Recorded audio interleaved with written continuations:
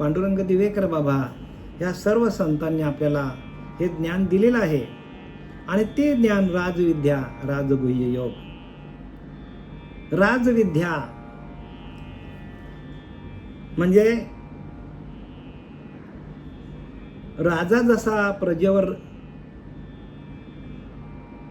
राज्य करतो, अंमलबजावणी करतो, जसं अंमलबजावणी राजा करेल तसं प्रजेला त्याचं पालन करावं लागतं. राजा सांगेल तसं प्रजानी वागायचं असतो. म्हणून यथा राजा तथा प्रजा. जेथे राजा आहे तेथे प्रजा आहे. तसं जिथं राजविद्या, राजगुह्य योग आहे तिथे प्रजाही आहे, म्हणजे विषय पण आहेत. मग ह्या विषयांना आपण कसं आवरायचं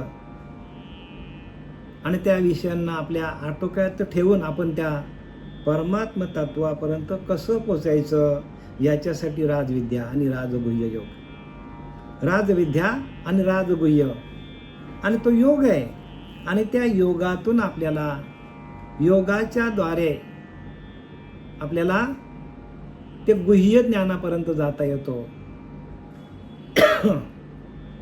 आणि त्याला काय लागतं, त्याला अनुसंधान पाहिजे. माझेने अनुसंधाने देख संकल्प जालने निश्चय मध्याजी चोक याचं नाव. याला शुद्ध ज्ञान म्हणतात. माझेने अनुसंधाने देख. अनुसंधान असेल तरच गुह्यापर्यंत जाता येतो. आपल्याकडे अनुसंधान नसेल, आपल्याकडे ध्यान नसेल,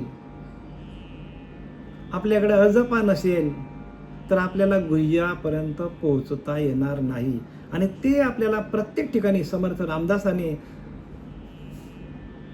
ज्ञानोबारायांनी, तुकोबारायांनी, नाथबाबांनी, नामदेवरायांनी, जनाबाईंनी, मुक्ताबाईंनी सगळ्यांनी हेच केलं बरं का. आणि ते संत झाले. आणि म्हणून तुम्ही संत मायबाप. काय मी पतित कीर्तिवानू. संतच आपले मायबाप आहेत. मग मी पतित आहे, काय कीर्ती वर्णन करणार. संतच आपले मायबाप आहेत आणि तुम्ही संत मायबाप. संत कृपा झाली आणि इमारत फळाशी आली. बघा, संतांची कृपा झाली तरच इमारत म्हणजे आपल्याला जो नरदेह दिलेला आहे, या नरदेहरूपी इमारत फळाला येतो. म्हणजे काय, फळं येतात म्हणजे काय, अहो चांगलं ज्ञान प्रगट होतं, चांगले विचार माणसाच्या मनाकडे येतात, आचार चांगला होतो, विचार चांगला होतो. सारा सार विचार हरिपाठ. सार काय आसार काय हे आपल्याला हरिपाठ सांगतो. म्हणून संत कृपा झाली, इमारत फळाशी आली. ज्ञानदेव रचिला पाया, उभारिले देवालय. ज्ञानदेवाने काय केलं, ह्या भागवत धर्माचा पाया रचला. ज्ञानदेवे रचिला पाया आणि उभारिले देवालय. आणि त्यांनी काय केलं, या भागवत धर्माची पताका हातात घेतली आणि देवालय उभारलं. त्यांनी काय केलं, देवालय उभारलं त्यांनी, ज्ञानदेवाने. नामातयाचा किंकर तेने केला हा विस्तार. म्हणजे ज्ञानदेव, नामदेव दोन्ही एकत्र आले. आणि ज्ञानाचा देव कसा प्रगट झाला, तर तो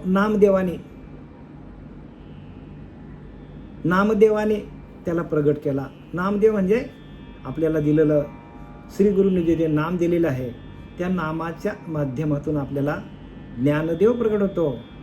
प्रत्यक्ष ज्ञानोबाराय होते, प्रत्यक्ष नामदेवराय होते. आणि त्यांनी हीच इमारत बरं का, जी गुह्य ज्ञानाची इमारत ती उभी केली.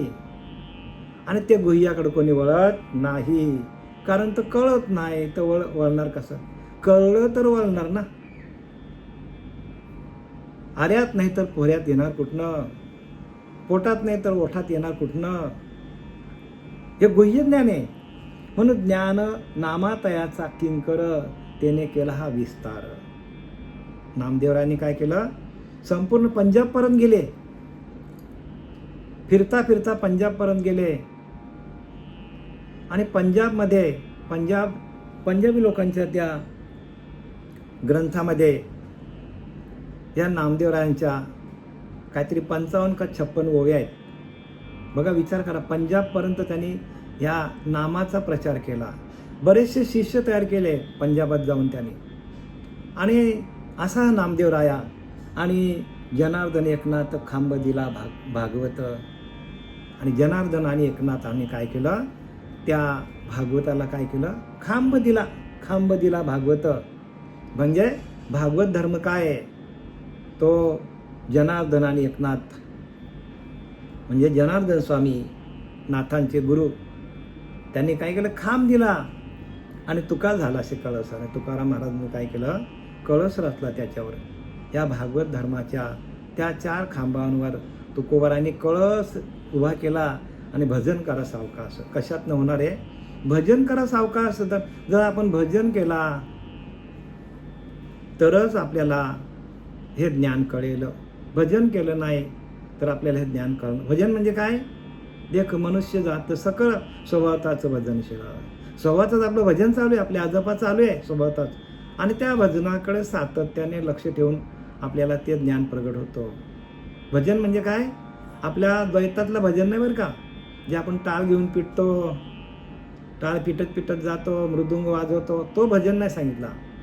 ज्ञानोबा सांगतात, देख मनुष्य जात सकळ स्वभावताचं भजन शिळ झाले असे केवळ माझ्याच ठाई.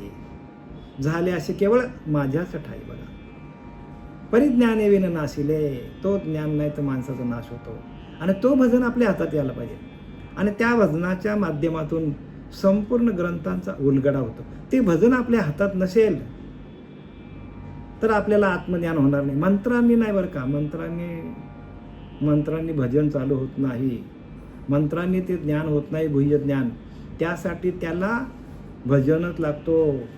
आणि म्हणून माऊलीने अशी ओवी लिहिलेली आहे, देख मनुष्य जात सकळ स्वभावताचं भजन शिळ झाले असे केवळ माझ्याच ठाई. परिज्ञाने विन नाशिले. परंतु ते ज्ञान नसल्यामुळे स्वतःचाच नाश होतो. बुद्धिभेदाशी आले. भेद झाले तयार बुद्धीकडं. कल्पना आहे तेची कल्पिले अनेकत्व. नको ती कल्पना माणसाच्या मनाकडे आली. माझा अनाम्या नाम ठेवी ती. बघा, मला देव म्हणतो मला नावच नाही आणि मला नाव ठेवतात. माझा अनाम्या, मला नावच नाही देव सांगतो. मी काल तुम्हाला सांगितलं, समर्थ रामदासांचा पुरावा आहे. 21 नामी, 24 नामी, सहस्र नामी, अनंत नामी, नव्हे तो अनामी. परंतु तो कैसा आहे अंतर्यामी, विवेके पहावा. बघा काय लिहिले स्पष्ट. अगदी 450 वर्षापूर्वी आपल्याला समर्थ रामदासांनी अगदी सोप्या भाषेत सांगितलंय. पण हे कळेल कोणाला, कारण आपण उठसूट काय करतो, परोक्ष ज्ञानाकडे वळतो. अपरोक्ष ज्ञानाकडे कोणी वळत नाही. अपरोक्ष ज्ञानच तुम्हाला भगवंतापर्यंत नेईल. बाकी परोक्ष ज्ञान येतो तुम्हाला भगवंताची माहिती देईल. माहिती लिहून आपल्याला, एखादा डॉक्टर आहे त्याने खूप माहिती लिहिली, सगळ्या प्रकारच्या रोगावर त्याने इलाजाची माहिती लिहिली बरं का. असं करा, अमुक करा, तमुक करा, सगळं केलं त्याने. सगळी पुस्तकं लिहिली भाराभर. आणि त्याने प्रॅक्टिकल काहीच केलंच नाही, कोणावर उपचारच केलं नाही. माहिती सगळी त्याला जमा केली, माहिती ह्या रोगावर हा औषध, त्या रोगावर तो औषध. पण त्याने प्रयोगच केला नाही, उपचारच केला नाही. फायदा काय आहे का सांगा मला. केलेलं सगळं ज्ञान फुकट गेले त्याचं, फक्त माहिती लिहिली. तसं सगळ्या लोकांनी माहिती द्यायला सुरुवात केलेली आहे. पण प्रत्यक्ष प्रॅक्टिकल कोणीच करत नाही. भगवंत आपल्या जवळ आहे, त्याला प्रगट कसं करायचं कोणी सांगत नाही. आणि प्रगट करणं हीच खुबी आहे ज्ञानाची. प्रगट करणं हीच ज्ञानाची खुबी आहे. आणि ती प्रगट करण्याच्या भानगडीत कोणी पडत नाही. नुसती माहिती देतात बस. आता माहिती देऊन काय मिळणार मला सांगा. मिळेल का काही माहिती देऊन? काही भेटणार नाही. पण मंथुनी नवनीता तैसे घ्या अनंता, वाया व्यर्थ कथा सांडी मार्ग ज्ञानोबाला सांगतात. मंथुनी नवनीता, जसं मंथन करावं लागतो नवनीत निर्माण करण्यासाठी, ते लोणी घुसलावी लागतो, आपली दही घुसलावी लागतो, तसं आपण घुसळण केली नाही. आपण परमात्मा आतमध्येच आहे बरं का. आणि त्याची घुसळण कशी करायची हे आपल्याला माहीत नाही. म्हणून मंथुनी नवनीता, दुसऱ्याच हरिपाठाच्या दुसऱ्याच अभंगात ज्ञानोबाला सांगतात की चहुवेद जाणं साई शास्त्र कारण, 18 फुरण हरीशी गाती. सगळेच हरी हरी हरी म्हणतात. पण मंथुनी नवनीता तैसे ज्ञानंता, वाया व्यर्थ कथा सांडी मार्ग. मंथन कर आणि त्याला प्रगट कर. जसं मंथन केलं तर त्या दुधातून दही, दहीतून लोणी, लोणीतून तूप बाहेर पडेल. तसं आपल्या आतमध्ये आपण मंथन केलं नाही. एक हरी आत्मा जीव शिव सम. एकच हरी आत्मा आहे, जीव शिव समा. जीव आणि शिव सारखेच आहेत, पण जीवाला शिवाशी एकरूप केलं तरच आपल्याला अनुभूती येईल आणि त्याला अनुभव म्हणतात. अनुभव कशाला म्हणतात? एक हरी आत्मा जीव शिव समा. वाया तू दुर्गमान घाली म्हण, दुसरीकडे मन घालूच नको तू. तुझ्या जीवाचा आणि शिवाचा ऐक्य करून प्रॅक्टिकली कर. आणि आपण प्रॅक्टिकली करत नाही, नुसती माहिती जमा करत बसलोय आपण. एक ना धर भाराभर चिंध्या, काय आपल्याला मिळेल का त्यातनं? काही मिळणार नाही बरं का. अंतकाली आपली परिस्थिती नाजूक होईल. म्हणून याच देही याच डोळा भोगीन माझ्या मुक्तीचा सोळा, तुकोबारा सांगतात. आणि मुक्त झाले हो, तसं आपल्याला मुक्त होण्यासाठी ज्ञान आहे. मुक्त नाही, मुक्ती आम्हा घरी कामारी दाशी सांगतात. ज्ञान एवढ्या उच्च लेवलला त्याने ज्ञान नेलं. कसं? आपल्याच अंतरीच्या अंतरात्म्याशी एकरूप झाले. ज्ञानदेव पाठ हरिया वैकुंठ, भरला घनदाट हरी. ज्ञानदेव पाठ ज्ञानदेव पाठ, हरी हाच वैकुंठ आहे. हरी हाच वैकुंठ. बघा काय सांगतात, हे नाम हेच वैकुंठ, हरी हाच वैकुंठ आहे. मग त्या हरीशी एकरूप झालो तर आता कुठे जायचं आपल्याला? हरी हा वैकुंठ, भरला घनदाट हरी दिशे, सगळीकडे तोच भरलेला आहे. मग कधी होईल? मंथुनी नवनीता. जर आपण घुसळण केली तर. त्या डॉक्टरसारखी अनेक पुस्तकं लिहिली आपण आणि प्रयोगच केला नाही, लोकांवर आपण त्याची ट्रीटमेंटच केली नाही, फायदा काय होणार आहे का? तसं प्रत्येकावर संतांनी काय केलंय? डोक्यावर हात ठेवलाय प्रत्येक साधकाच्या आणि त्याला प्रत्यक्ष अनुभूती आणून दिली. डायरेक्ट ट्रीटमेंट केली. जीव शिवाचं ऐक्य करून दिलं. अनुभव त्याला म्हणतात अपरोक्ष ज्ञान. परोक्ष ज्ञान तुम्हाला तिथपर्यंत नाही पोहोचवणार. मग हे करायचं नाही का? करा. जोपर्यंत नाही संतोपर्यंत करा. भाग्य उजळलं तर उजळलं. तसा गुरुनी आला आणि जीवशिवाचा ऐक्य करून दिला तर तुम्ही सुटले. आणि जोपर्यंत जीवाचा आणि शिवाचा ऐक्य होत नाही तोपर्यंत आपल्याकडे सगळं अज्ञानच असेल बरं का. सगळं अज्ञान. मग आता या अज्ञानाला ज्ञानाकडे न्यायचं असेल, जा सद्गुरूशी शरण. गुरूंना शरण जायला पाहिजे हो, की जो आपल्या डोक्यावर हात ठेवून आपल्याला प्रकाशित करेल असाच सद्गुरू बघायला पाहिजे आपण. नाही तर आपली गोंधळ होणार आहे सगळं अंतकाली. काल आपण मागच्या वेळेला आपण अध्याय 9 राजविद्या राजगुह्य योग आपण ओवी क्रमांक 5 पर्यंत आलो होतो. आता ताईने आपल्याला उत्तम प्रकारे बरं का, उत्तम प्रकारे त्यांनी आपल्याला याचं मार्गदर्शन केलं. आणि आता मी 6व्या ओवीपासनं सुरू करत आहे. ना तरी बालक बोबडा बोले, का वेचुका वाकुडा वेचुका चाली, का वाकुडा वेचुका पावली, ते चूज करून माऊली दिशे जेवी. मी शॉर्टकटमध्ये सांगतो तुम्हाला.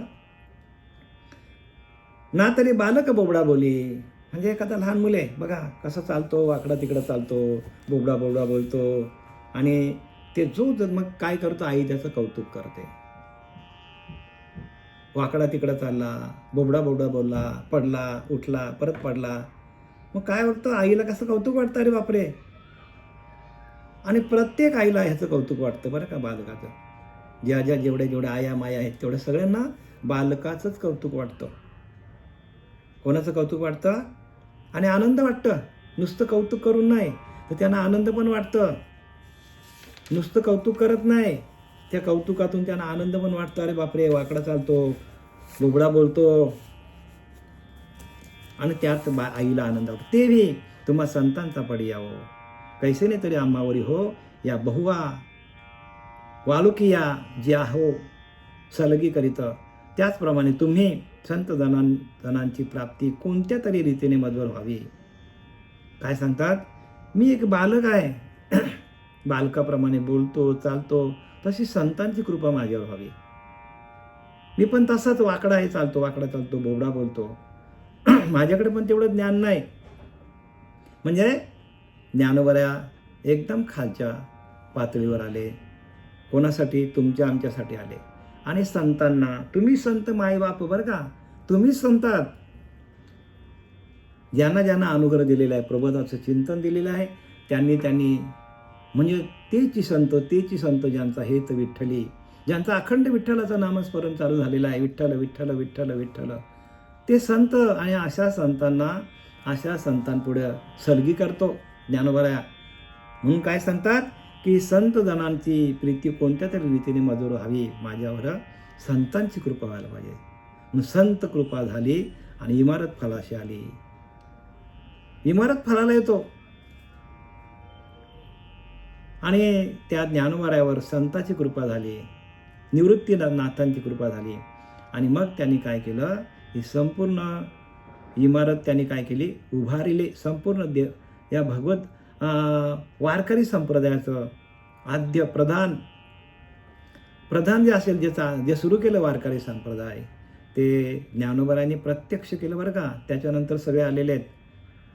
म्हणून ते संत कृपा झाली इमारत फलाशी. आपल्याला जे दिसतं सगळं, जे काय लोक जातात येतात पंढरीला, सगळ्या तीर्थाच्या ठिकाणी एकजुटीने जातात, त्याला एकमेव कारण म्हणजे सगळ्यात लहान संत आणि सगळ्यांचा राजा, योगियांचा राजा आहे. आणि त्यांनी काय केलं, या भागवत धर्माचा प्रचार केला आणि पाया रचला त्यांनी. या पूर्ण उत्कृष्ट इच्छेने मी तुमच्याशी सलगी करीत आहे. आणि काय सांगतात ज्ञानोबराया की पूर्ण उत्कट इच्छेने मी तुमच्याशी सलगी करत आहे. सलगी म्हणजे काय? सलगी म्हणजे आपल्याशी प्रेमाचं संभाषण, म्हणजे प्रेम आतमध्ये ओतप्रोत भरलेला प्रेम आहे. आणि त्या प्रेमातून निघालेला प्रत्येक शब्द आतमध्ये ओतप्रोत भरलेला प्रेम, भागवत धर्माविषयी, संतांविषयी, सर्व साधकांविषयी, जड जीवांविषयी. आणि त्या प्रेमातून निघालेला प्रत्येक शब्द, आणि त्याला संभाषण म्हणतात. आणि ती सलगी. ज्ञानोबरायांनी प्रत्येक शब्दामध्ये नम्रता राखलेली आहे. आणि ही नम्रता तुमच्या आमच्यामध्ये यावी, तुमच्या आमच्यामध्ये प्रगट व्हावी. नम्र बरं का, नम्रताच पाहिजे हो. महापुढे झाडे जाती परंतु लवाले वाचते हो. मोठे मोठे झाडं जातात, ताठ असतात एकदम. तसं आपण ताठ राहिलो, आपल्याला काही भेटणार नाही. तो दृष्टांत दिला. सिद्धांत काय सांगतो की महापुरे झाडे जाती परंतु लवाले वाचती. म्हणजे याचा अर्थ की मोठी मोठी पुरं येतात आणि त्याच्यामध्ये मोठी मोठी झाडं वाहून जातात, पण लवाला वागतो. तसं तुम्ही वाका. संत वाकले, झुकले लोकांपुढे, किती त्यांचा छल केला, पण ते कोणालाही कधीही वाईट बोलले नाही. आणि म्हणून त्यांची कीर्ती जोपर्यंत चंद्र सूर्य आहेत तोपर्यंत राहणारच आहे. असे संत आहेत. वाचुनी माझी बोलतीये योग्य ते, सर्वज्ञ भावदृश्य श्रोते, काय धड्यावरी सारस्वती पडो शिकीजे. नाहीतरी तुमच्यासारख्या सर्वज्ञ श्रोत्यास माझ्या बोलण्यापासून नवीन काही समजून घ्यायचे आहे काय? बघा काय सांगतात. नाहीतरी तुमच्यासारख्या सर्वज्ञ श्रोत्यांकडून बघा काय लिहिले. मी तोच शब्द वापरला की श्रोते तुम्ही महेशाच्या मूर्ती. तुम्ही श्रोते कोण आहेत? तुम्ही भगवंत आहात, तुम्हीच देव आहात. इथे तेच सांगतात ज्ञानोबा. काय सांगतात?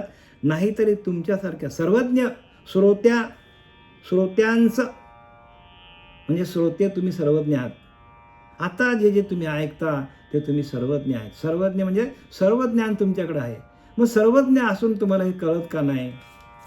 तुम्ही सर्वज्ञ आहे. प्रत्येक श्रोता ऐकणारा सर्वज्ञ आहे. मग त्याची कानभरणी का करावी लागतो? सांगा मला, उत्तर द्या तुम्ही. प्रत्येक श्रोता हा काय आहे? देवच आहे. प्रभू तुम्ही महेशाच्या मूर्ती. प्रत्येक श्रोता हा देव आहे, भगवंत आहे, शंकरासारखा आहे तो. मग त्याला कळत का नाही? कळत नाही, वळत नाही. त्याला एकच कारण आहे बरं का. एकच कारण लक्षात घ्या, महत्त्वाचा मुद्दा आहे. एकच कारण आहे की तुम्ही तुमच्या आतमध्ये असलेल्या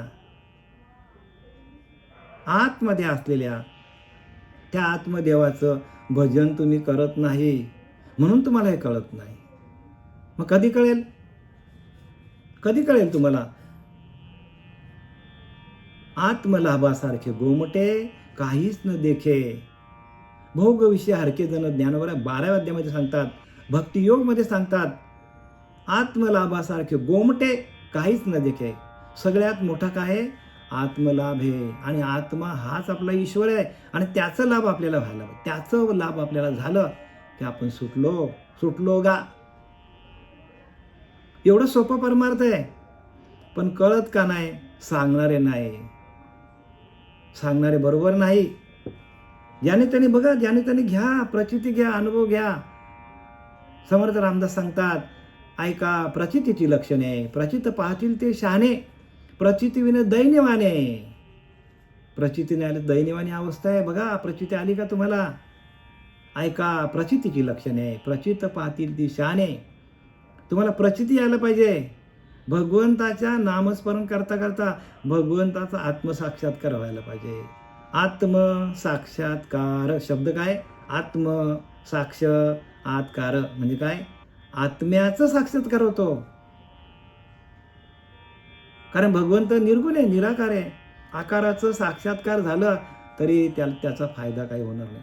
आत्मसाक्षात्कार शब्द काय वापरलाय? संतांनी शब्द दिलाय, आत्म्याचाच साक्षात्कार व्हायला पाहिजे. आत्म्याचाच बरं का. म्हणून ज्ञानदेव म्हणे, भजा आत्मदेवा, आत्मदेवालाच भजा, तरच त्याचा साक्षात्कार होईल. संतांची प्रमाण आहे तिथे, आम्ही सांगत नाही. बारकाईने लक्ष घाला प्रत्येकाने. म्हणून पहिलाच सांगितलंय, तरी अवधान एकलीची दिजे. पहिलीच ओवी आहे या 9व्या अध्यायामध्ये, पहिलीच ओवी ज्ञानोबारांनी सांगितलंय, तरी अवधान एकल्याची दिजी आहे. मग सर्व सुखाशी पात्र होईल. सर्व सुख तुम्हाला शोधत येईल, तुमच्या पायावर लोटांगण घालतील. रिद्धी सिद्धी सुख तुमच्या पायावर लोटांगण घालेल. पण अवधान एकले, अवधान म्हणजे तुमचं लक्ष एकलेची दिजे. ते एका अंतरात्म्याकडे लक्ष द्या.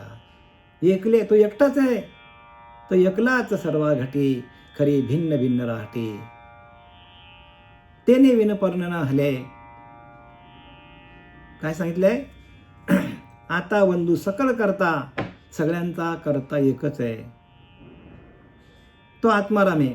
आता वंदू सकळ करता, सगळ्यांचा करता कोण आहे? अंतरीचा अंतरात्मा आहे. आणि आपला तिकडेच तरी अवधान एकलीची दिजे. आता वंदू सकळ करता, समस्त देवांचा भरता, सगळ्या देवांना चालवणारा तो अंतरीचा अंतरात्मा आहे बरं का. म्हणून समर्थ रामदास बघा किती सोपं लिहिलंय. आता वंदू सकळ करता, समस्त देवांचा भरता, सगळ्या देवांच्या मध्ये होता तो, सगळ्या देवांना चालवणारा.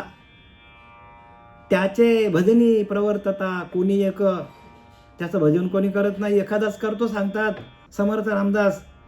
आणि त्यात आपली गणना झाली तर आपण सुटका होईल, नाही तर नाही होणार बरं का. आता वंदू सकळ करता, समस्त देवांचा भरता, त्याचे भजनी प्रवर्तता कोणीतरी एखादाच. तेने विन कार्य न चाले. बघा, सगळ्या देवांना तोच चालवतो बरं का. तेने विन कार्य न, त्याच्याशिवाय कार्य चालत नाही. पडिले पर न तेही नहले, तेने विन. पडलेल्या पानाला पण जर तिथून जागा हलवायची असेल तर त्याची सत्ता आहे सांगितलंय. मग मला सांगा, मग आपण तर काय आहोत? प्रत्यक्ष आपण देवाचे अंश आहोत, तरी आपल्याला कळत नाही. तेने विन कार्य न चाले, पडिले पर न तेही नहले, तेने. तो अंतरात्मा सकळांचा, तो अंतरात्मा सकळांचा, देव दानव मानवांचा, देवाचा दानवांचा मान, सत्वार खानी चातवार वाणींचा प्रवर्तको. बघा, चारी खाणीमध्ये तोच भरलाय. समर्थ रामदास सांगतात. मग आपल्या लक्षात कधी यायचंय? आपल्याला अनुभूती कधी यायची? म्हणून तुका म्हणे ते अनुभव प्रमाण. मी पुष्कळ काय बोलू शकतो बरं का याच्यावर, पण आता पुढच्या वेळ घेतो मी. तुम्ही समजून जा मला काय सांगायचं ते. वाचुनी माझे बोलतीये योग्य ते, सर्वज्ञ भावदृश्य होते, काय धड्यावरी सरस्वती पडो शिकी जाय. तुमच्यासारख्या सर्वज्ञ श्रोतांना माझ्या बोलण्यापासून नवीन काहीतरी समजून द्यायचे आहे काय? सरस्वतीला धडे पाठ करून विद्या शिकावी लागते काय. बघा सरस्वती आहे ती प्रत्यक्ष सरस्वती आहे आणि त्या सरस्वतीला धडे शिकवायला लागतात का, विद्या शिकवायला प्रत्यक्ष सरस्वती ती आहे. तसं तुम्ही प्रत्यक्ष तुम्ही कोण आहात तर तुम्ही ज्ञानी आहात. प्रत्येक माणूस हा ज्ञानी आहे पण तो ज्ञानापासून च्युत झालेला आहे, बाजूला झाला का ज्ञानापासून बाजूला का झाला तर तो विषयांमध्ये अडकलेला आहे. योग्य सद्गुरूला शरण जात नाही, तत्वदर्शी गुरुला शरण जात नाही. गुरु कसा असावा तत्वदर्शी, आणि त्या तत्वदर्शी गुरुला जोपर्यंत शरण जात नाही तोपर्यंत हे ज्ञान करणार नाही. जसं जसं माणूस भक्ती करेल, जसं जसं भजन करेल तसं तसं आपल्यातला अविद्या निंदा पळून जाते हो, आणि प्रत्यक्ष आत्माराम प्रगट होतं आपल्या आतमध्ये. पण जसं जसं भजन कराल तसं भजनानंदामध्ये जावं लागेल, आणि ते भजन ओरिजिनल पाहिजे, आधी अनादी काळात पासूनचं पाहिजे. मुख्य महाविष्णू चैतन्याचे मूळ संप्रदाय फळ तेथून या, तिथून आपल्याला ते ज्ञान मिळालं पाहिजे.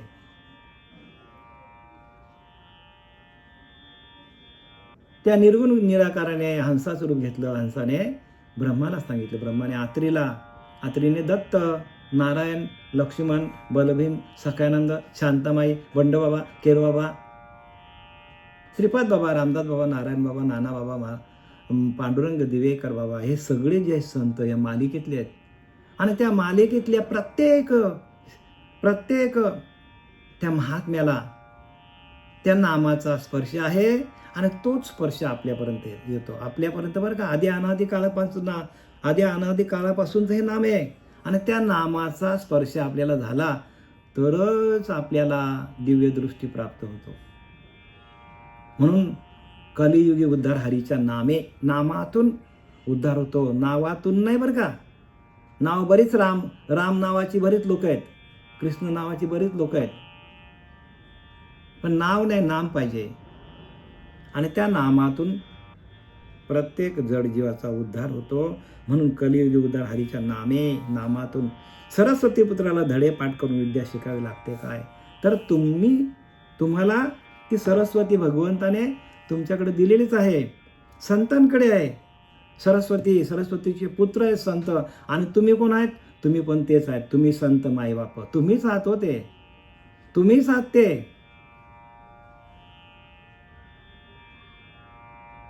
प्रत्येक साधक हा काय होतो, साधकाला गुरु होण्याचा अधिकार आहे. पाठी येणे महर्षी आले, साधकाचे सिद्ध झाले. साधक होते ते, रामाला कृष्णाला साधक होते, संदीपनाचा वशिष्ठांचं साधक होते, तुकोबाराले साधक होते.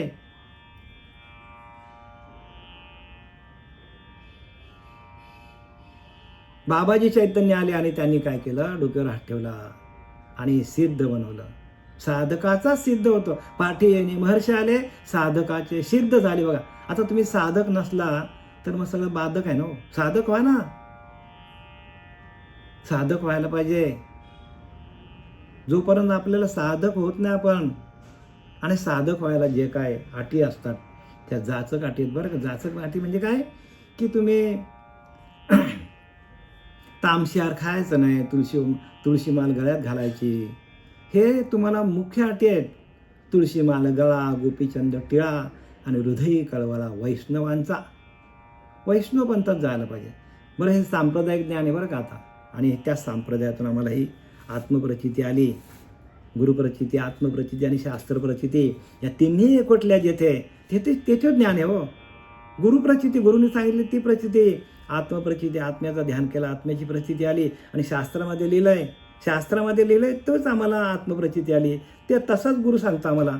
शास्त्रात लिहिलंय वेगळा आणि गुरु सांगतात वेगळा. मग ते गुरु नाही हो, मग तिथे काहीतरी गडबड आहे. अवधार आवडे तेसना धुंदारू अवधार आवडे तेसना धुंदरू, परी महातेजीनं मिरवे काय करू, अमृताची या ताटी ओंगारू, ऐशी रससोई कैशी. आता पुढे जाऊन सांगतात, परत दृष्टांत दिला. एखादा काजवा आहे, काजवा बघा दृष्टांत कसे दिले आहेत. काजवा सांगा मला, काजव्याने सूर्याच्या प्रकाशात किती मिरवावं? मिरवेल का काजवा? कितीही मिरवलं तरी सूर्याच्या प्रकाशात त्याचा काही प्रकाश पडेल का? आणि म्हणून श्रोत्यांना काय काय सांगितलंय ज्ञानेश्वर महाराज खूप खाली येऊन सांगतात की तुम्ही आमचे मायबाप आहात. बघा श्रोते, तुम्ही मायबाप. श्रोते म्हणजे तुम्ही संतच बरं का, तुम्हीच संतात. जेव्हा तुम्ही स्वतःला संत समजाल तेव्हाच तुम्ही शांत व्हाल. आणि आपण जर स्वतःला संत समजलं नाही, आपण जर स्वतःला आत्मज्ञानी समजलं नाही, आपण जर स्वतःला ब्रह्मज्ञानी समजलं नाही, अहम ब्रह्मास्मी हा बोध आपण घेतला नाही, आपणच परब्रह्म आहोत असा जर आपल्या मनामध्ये विचार आला नाही, तर हे सगळं जे काय आत्तापर्यंत पोथ्या पुराणं लिहिलेल्या आहेत त्या सगळ्या आपल्याला टाकून द्याव्या लागतील. का? तुम्हाला स्वतःला टार्गेट करा. तुम्ही तुमच्यापासून ज्ञान सुरुवात होतो.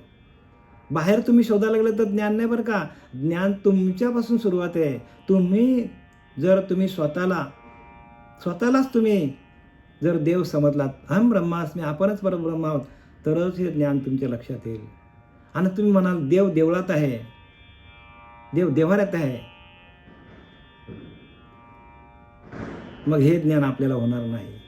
मग आणि जे ज्ञान होईल देव देव्हाऱ्यात, देव मंदिरात, आणि आपल्या मंदिरातल्या देवाला आपण विसरलो, कसं होईल सांगा मला तुम्ही? आपल्या मंदिरामध्ये जो भगवंत बसलेला आहे त्याच्या सत्तेवरच आपण सगळं करतो, आणि त्याची सत्तेची ओळख नाही आपल्याला, आणि त्या सत्तेतूनच सगळं ज्ञान. तीच सत्ता आपल्या हातात यायला पाहिजे. हरी आला हाता मग काय भाई चिंता, झाला सफल व्यापार. तुकाराम महाराज सांगतात, माझा इहलोकामध्ये येऊन भगवंताला प्राप्त करण्याचा व्यापार केला मी, आणि तो माझा सफल झाला सफल व्यापार. हरी आला हाता मग काय भय चिंता. आपल्याला भय चिंता करायची गरज नाही. तुका म्हणे हरी काही उरून देवरी, एक तिलमात्र शंका माझ्याकडे उरली नाही. तुकोबारा सांगतात की ते परब्रह्म मीच, अहम ब्रह्मास्मी आपणच परब्रह्म आहोत. 100% लिहून घ्या बरं का, ते आपणच परब्रह्म आहोत. आणि हा जर आपला बिंदू जर चुकला, केंद्रबिंदू जर चुकला आपला, तर भक्ती सगळी चुकेल आपली. आपण स्वतःला जर त्याच्यामध्ये गोवून नाही घेतलं, आणि म्हणून तर लोक माळ घालत नाही आणि तामशी हार खातात. का? त्यांना कळत नाही की अरे बाबा आपणच परब्रह्म आहोत. आणि हा बोध आहे, बोध, या बोधातून हे ज्ञान होतं. महावाक्याचा बोध आहे, आणि त्या बोधातून आपल्याला हे ज्ञान होतं. आणि तो बोध गौतम बुद्धांना प्राप्त झाला, म्हणून त्या पिंपळाच्या झाडाला बोधिवृक्ष असं नाव दिलेलं आहे. त्याला बोध झाला गौतम बुद्धाला की आपणच परब्रह्म, तसा बोध झाला. आणि त्या बोधातून त्याने काय केलं, आज तो संपूर्ण जगामध्ये आध्यात्मिक गुरु झाला गौतम बुद्ध. विचार करा ना, हे महापुरुष कशातून तयार झाले? तर अहम ब्रह्मास्मी आपणच परब्रह्म. बोध आहे, बोध. त्या बोधातून आपल्याला त्याचं ज्ञान होतं.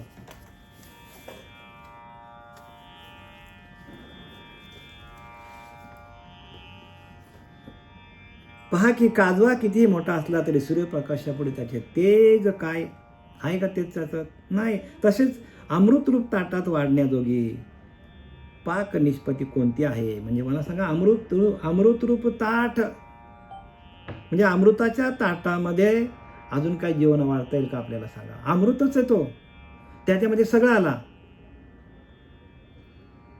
त्याच्यामध्ये जसं पहिल्याच अध्यायामध्ये ज्ञानवारा सांगतात की तुम्ही सगळ्या नद्यांमध्ये स्नान केलं, सगळ्या नद्यांमध्ये स्नान केलं, आणि सगळ्या नद्या येऊन कुठे भेटतात? समुद्राला. मग एका समुद्रात जर तुम्ही स्नान केलं तर सगळ्या नद्यांचं स्नान केल्याचं पुण्य तुम्हाला मिळेल. बघा ज्ञानवारांची बुद्धी किती तल्लख आहे बघा. विचार करा ना प्रत्येकाने. सगळ्या फळांचा तुम्ही ज्यूस पिला, सगळ्या फळांचा, आणि एक तुम्ही अमृत पिला, तर सगळ्या फळांचं ज्यूस पिल्याचं तुम्हाला समाधान मिळेल. तसं सगळे तुम्ही मंत्र जपले, सगळे मंत्र जपले, सगळे बरं का, झोटिंग विद्या, अमुक विद्या, तमुक विद्या, सगळे मंत्र जपले, आणि एक हरिनाम तुमच्या हातात आलं, तर सगळ्या मंत्रांचं राजा जो आहे नाम, लिहिले की नाही सगळ्या मंत्रांचा राजा आहे हो. नाम ही माझी विभूती सांगितले 10व्या अध्यायामध्ये, वाचा ज्ञानोबा 10व्या अध्यायामध्ये. नाम ही माझी विभूती आहे, हिमालय माझी विभूती आहे, चंद्र माझी विभूती आहे, सूर्य माझी विभूती आहे, पिंपल माझी विभूती आहे. ह्या सगळ्या विभूती आहेत. ते नाम काय आहे? ही विभूती आहे. आणि एक नाम तुमच्या हातात आलं तर सगळं ज्ञान तुमच्या हातात येलो. कशाला गारगोट्या शोधत बसायचे आपण?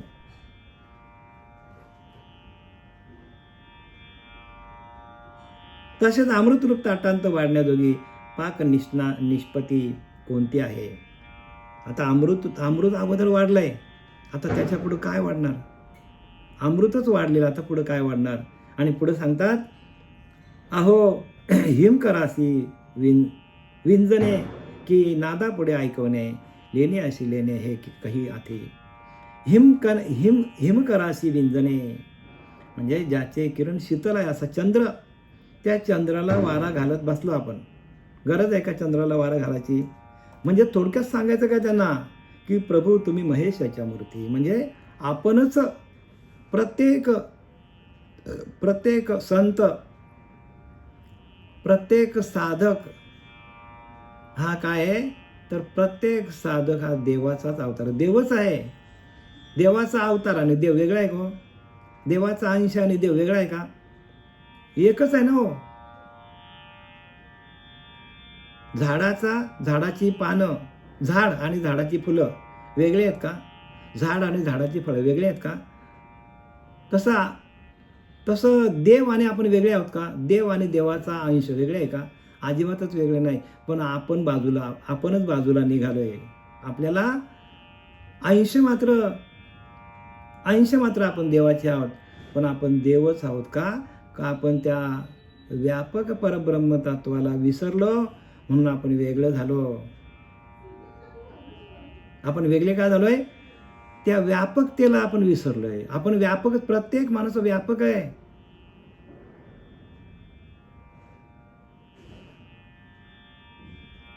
जसं एखाद्या समुद्रामध्ये आहे, समुद्र खारट आहे आणि समुद्राच्या खारटपणातून मिठाचा खडा बाहेर निघालाय. आता मला सांगा, मिठाचा खडा आणि समुद्र काय वेगळा आहे का? आलंय कुठून? समुद्रातून.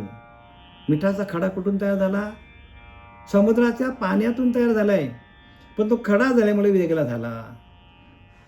आणि तोच खडा समुद्रात गेला तर बघा किती सोपं आहे परमार्थ. जेव्हा समुद्री लवण न पडे तेव्हा ते अल्प वेगळे आवडे, मग ते होई सिंधूचे एवढे मिळे, तेव्हा ज्ञानोबा सांगतात. जेव्हा समुद्री लवण न पडे, आलंय कुठून लवण? समुद्रातून आले. मीठ कुठून आलंय? समुद्रातून आले हो. मग ते अल्प वेगळे आवडे, वेगळा होतो आणि छोटा होतो. तसं आपण छोटं झालोय, आम्ही प्रत्येक जीव छोटा झालाय. पण तो जर त्या शिवाला भेटला तर तो व्यापक होतो. आणि ते शिवाला भेटण्याची जी प्रक्रिया आहे ती सच्चिदानंद सद्गुरू श्रीपाद बाबा, रामदास बाबा, नारायण बाबा, पांडुरंग देवेकर बाबा, नाना बाबा, शरद महाराज, आमचे गजानन महाराज या सगळ्यांनी ही प्रक्रिया काय केली? त्या प्रक्रियाच्या माध्यमातून आपल्याला भगवत स्वरूप होता येतो. मी तुम्हाला पटवून दिलं उदाहरण की मीठ आलंय कुठनं? आपण आलोय कुठनं? त्या व्यापकतेतून आपण आलोय. हा देह त्या मिठाच्या खड्यासारखा आहे. पण याचा देह पण गेला, देहबुद्धी गेली का आपण कोण आहोत? आपण परब्रह्मच आहोत. तैसे संकल्पने काढले, जयाचे मनचे चैतन्य झाले, ते एक देशी परी व्यापले लोकत्रय. ज्ञानोबा सांगतात, तैसे संकल्पने काढले. आपल्याकडे संकल्प विकल्प आहेत म्हणून आपण तिथपर्यंत पोचत नाही. आपले संकल्प विकल्प गेले तर आपणच परब्रह्म आहोत. तैसे संकल्पने काढले, दयाचे मनची चैतन्य झाले. मनच चैतन्य होऊन जातो. एक देशी परी व्यापले लोकत्रय, तिन्ही लोकांना व्यापून टाकतो.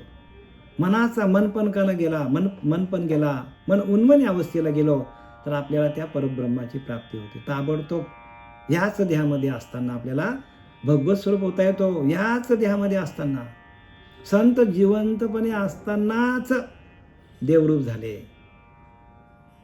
जिवंतपणे असतानाच बरं का देवरूप होता येतो. देवरूप होता येतो. मेल्या पाठी मोक्ष म्हणते ते केवळ मूर्ख सांगितले. मेल्यावरती काय नाही, जिवंत असतानाच आपल्याला त्या परब्रह्म तत्वाशी एकरूप होऊन देवरूप होता येतो. आपल्यालाच देव होता येतो, मनुष्यालाच देव होता येतो. येण्याची शरीरे शरीरा येणं सरे, किंबहुना येर झार चिरा पडे. पै अभ्यासाची या पावटी, ठाकीची ज्ञान किरीटी, ज्ञाने जे भेटी ध्यानाची या ज्ञानोबा सांगतात 12व्या अध्यायामध्ये. येण्याची शरीरे याच शरीराच्या माध्यमातून आपल्याला जन्म मरणाचा फेरा चुकवता येतो. दुसऱ्या कुठल्याही योनीमध्ये ज्ञान घेण्याचा अधिकार नाही. तिथे काय तर तिथे खा प्या आणि झोपा. वेळ झालेली आपली, बोलता बोलता आपल्याला वेळ बराच झाला. आपली 2-4 मिनटं जास्त गेली. झालेली सेवा आपले सच्चिदानंद सद्गुरू श्रीपाद बाबा, रामदास बाबा, नारायण बाबा, नाना बाबा